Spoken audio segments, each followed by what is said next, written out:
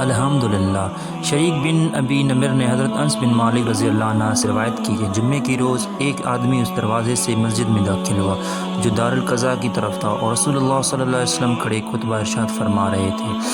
اس نے کھڑے کھڑے رسول اللہ صلی اللہ علیہ وآلہ وسلم کی طرف رخ کیا، پھر کہا، اے اللہ کے رسول صلی اللہ علیہ وآلہ وسلم، مال مویشی ہلاک ہو گئے اور راستے میں منقطع ہو چکی۔ اللہ تعالیٰ سے دعا فرمائیں کہ وہ ہمیں بارش عطا کرے۔ اس پر رسول اللہ صلی اللہ علیہ وسلم نے اپنے دونوں ہاتھ اٹھا دیے، پھر کہا، اے اللہ ہمیں بارش عنایت فرما، اے اللہ ہمیں بارش عنایت فرما، اے اللہ ہمیں بارش سے نواز دے۔ حضرت انس رضی اللہ عنہ نے کہا، اللہ کی قسم، ہم آسمان میں نہ کوئی گھٹا دیکھ ہی رہے تھے اور نہ بادل کا کوئی ٹکڑا۔ ہمارے اور سلا پہاڑ کے درمیان کوئی گھر تھا نہ محلہ۔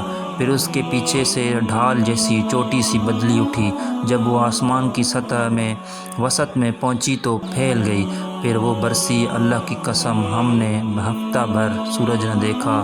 پھر اگلے جمعے اسی دروازے سے ایک آدمی داخل ہوا، رسول اللہ صلی اللہ علیہ وسلم کھڑے خطبہ ارشاد فرما رہے تھے۔